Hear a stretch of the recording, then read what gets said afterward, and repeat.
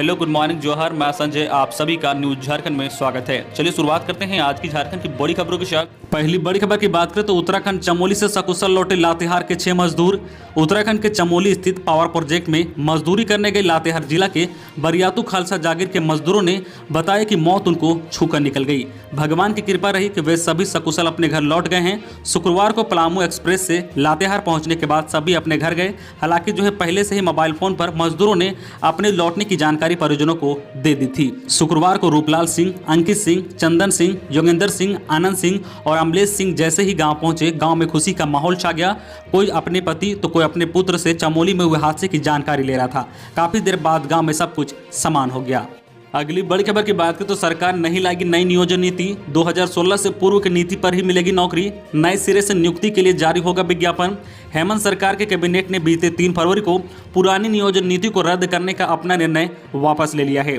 झारखंड सरकार के समक्ष अभी कोई नई नियोजन नीति का प्रस्ताव नहीं है। राज्य के 13 अनुसूचित और 11 गैर अनुसूचित जिलों के लिए रघुवर सरकार के समय लागू की गई नियोजन नीति को कैबिनेट के निर्णय के बाद संकल्प के माध्यम से कार्मिक एवं प्रशासनिक सुधार विभाग ने वापस ले लिया है। उसमें नए सिरे से नियुक्ति के लिए विज्ञापन जारी करने का आदेश दिया गया है, जो 2016 के पूर्व नियोजन नीति के आधार पर होगी। अगली बड़ी खबर की बात करें तो सभी विद्यार्थी होंगे प्रमोट, परीक्षा से होगा आकलन। इस वर्ष राज्य के सरकारी स्कूल के सभी बच्चों को अगली कक्षा में प्रमोट किया जाएगा, लेकिन उनकी परीक्षाओं का आयोजन होगा। परीक्षा के आधार पर सभी छात्रों का आकलन कर उनका वर्गीकरण किया जाएगा। इस आधार पर कमजोर छात्रों के लिए विशेष कक्षाओं का संचालन किया जाएगा। स्कूली शिक्षा एवं साक्षरता विभाग द्वारा 8वीं, 9वीं और 11वीं की कक्षाएं शुरू करने का प्रस्ताव आपदा प्रबंधन विभाग को भेजा है। स्वीकृति मिलने पर मार्च से कक्षाएं शुरू होगी, जो मई तक चलेगी। अगली बड़ी खबर की बात करें तो राज्य के बजट में पलायन रोकने पर होगा जोर। मुख्यमंत्री हेमंत सोरेन ने पलायन पर आयोजित एक कार्यक्रम को शुक्रवार को ऑनलाइन संबोधित करते हुए कहा कि लॉकडाउन में पता चला है कि राज्य में पलायन कितनी गंभीर समस्या है। आगामी बजट में पलायन रोकने और लोगों को क्रय शक्ति बढ़ाने की दिशा में काम किया जाएगा। मुख्यमंत्री श्री सोरेन ने कहा कि झारखंड खनिज प्रधान राज्य है। यहाँ के खनन प्रभावित क्षेत्रों में पलायन की अधिक समस्या है, क्योंकि वहाँ की भूमि खेती योग्य नहीं है। ऐसे में मजबूरन श्रमिकों को काम की तलाश में बाहर निकलना पड़ता है। राज्य के श्रमिकों की बेहतरी के लिए प्रयासरत हूँ। आगामी बजट में इस पर काम किया जाएगा। यह कार्य ग्रामीण क्षेत्रों को केंद्रित कर होगा, जिससे पलायन की समस्या को कम किया जा सके। अगली बड़ी खबर की बात करें तो जेईई मेन एडमिट कार्ड जारी, 23 से परीक्षा। एनटीए 23 फरवरी से आयोजित होने वाली जेईई मेन का एडमिट कार्ड शुक्रवार को जारी कर दिया गया है। परीक्षार्थी jeiimain.nta.nic.in पर जाकर एडमिट कार्ड डाउनलोड कर सकते हैं। परीक्षा 23 से 26 फरवरी तक होगी। एडमिट कार्ड में गड़बड़ी पर परीक्षार्थी एनटीए से 0120689520 पर नंबर पर संपर्क कर सकते हैं। अगली बड़ी खबर की बात करें तो देवघर में 27 साल बाद पहली बार नहीं निकलेगी शिव बारात। इस साल देवघर बाबा मंदिर में शिव बारात का आयोजन नहीं होगा। देवघर में 1994 में शिव बारात निकालने की परंपरा शुरू होने के 27 साल बाद पहली बार ऐसा होगा जब बाबा नगरी में लोग शिव बारात के दर्शन नहीं कर पाएंगे। कोविड-19 के संक्रमण को देखते हुए समिति ने यह फैसला लिया है। शिवरात्रि महोत्सव समिति के महामंत्री ताराचंद जैन ने यह जानकारी दी है। अगली बड़ी खबर की बात करें तो डिजिटल होगा रिम्स। डॉक्टरों के सिस्टम में भेजी जाएगी मरीजों की जांच रिपोर्ट। राज्य का सबसे बड़ा अस्पताल रिम्स अब जल्द ही डिजिटल होने वाला है। इसके बाद मरीजों को जांच रिपोर्ट के लिए विभागों के चक्कर नहीं लगाने होंगे। उनकी रिपोर्ट सीधे डॉक्टरों के सिस्टम में भेज दी जाएगी, जिसे देख वह मरीजों का इलाज करेंगे। दरअसल रिम्स के निर्देशक की पहल पर यहाँ ई हॉस्पिटल सेवा लागू होने वाली है, जिसके लागू होते ही अस्पताल का सारा रिकॉर्ड ऑनलाइन हो जाएगा, जिससे मरीजों के साथ साथ डॉक्टरों के समय की बचत और परेशानी भी कम होगी। इस सिस्टम के तहत मरीजों द्वारा अस्पताल में जांच के लिए सैंपल देने के बाद आई जांच रिपोर्ट डॉक्टरों के यूनिट सर्वर में उसके डेटा में अपडेट कर दिया जाएगा। इससे कंप्यूटर पर ही चिकित्सक मरीजों की जांच रिपोर्ट देख सकेगा और मरीजों के एडमिशन व डिस्चार्ज समय सारे काम आसानी से ऑनलाइन ही किए जा सकेंगे। अगली बड़ी खबर की बात करें तो उत्तराखंड हादसे में सुरंग में अब भी फंसे हैं लोग। चमोली जिले के तपोवन सुरंग में फंसे लोगों की तलाश में बचाव दलों ने 6ठे दिन भी अभियान जारी रखा है। सुरंग में गाद व मलबे को साफ करने और छोटी सुरंग तक पहुंचने के लिए ड्रिलिंग का कार्य भी चल रहा है। माना जा रहा है कि छोटी सुरंग में कुछ लोग फंसे हो सकते हैं। राज्य के पुलिस महानिदेशक अशोक कुमार ने कहा है कि सुरंग में फंसे लोगों तक संपर्क स्थापित करने के लिए हर संभव प्रयास किया जा रहा है।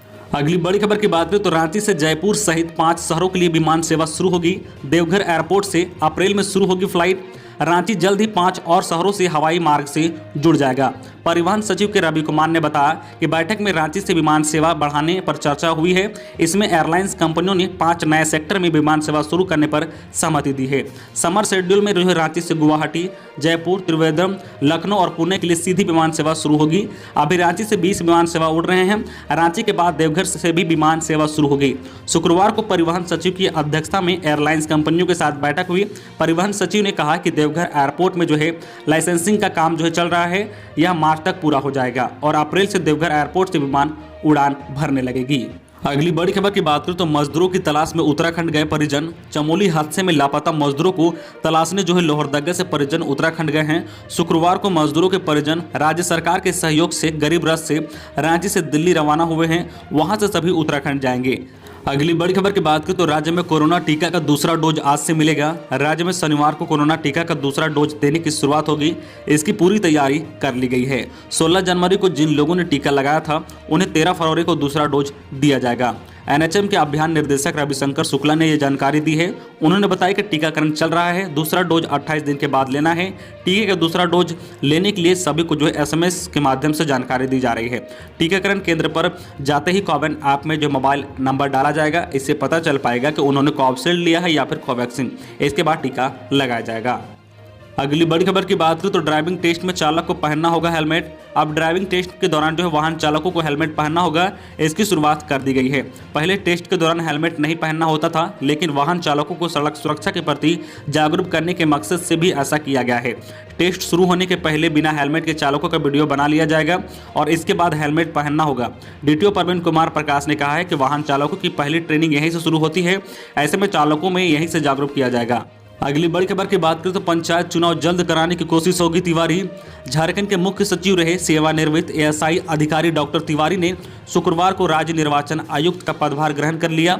निर्वाचन आयोग के अधिकारियों व कर्मचारियों ने उनका स्वागत किया। बाद में मीडिया से बातचीत करते हुए डीके तिवारी ने कहा कि राज्य में जल्द से जल्द पंचायत चुनाव कराने की कोशिश की जाएगी।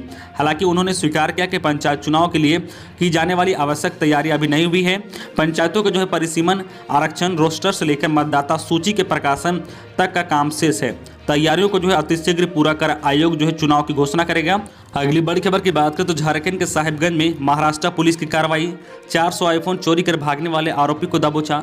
झारखंड के साहिबगंज में महाराष्ट्र पुलिस ने कार्रवाई कर मोबाइल चोरी के आरोपी को गिरफ्तार कर लिया है।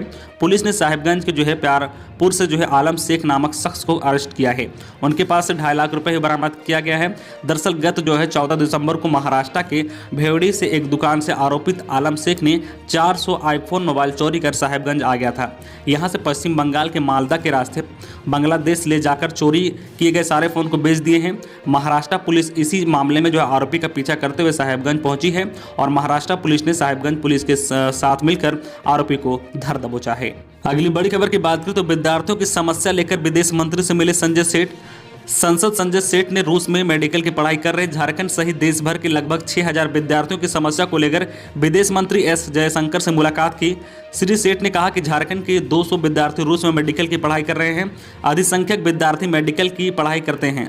कोरोना वायरस जब पूरी दुनिया में फैल रहा था तो ऐसे समय में इन विद्यार्थियों को सरकार ने वापस अपने देश लाया है। कोरोना का संक्रमण अभी थमा नहीं है, बावजूदा इसके रूस के द्वारा इन विद्यार्थियों पर वापस रूस आने का दबाव बनाया जा रहा है। इससे अभिभावक भी बहुत परेशान है और उन्हें समझ नहीं आ रहा है कि वह क्या किया जाए।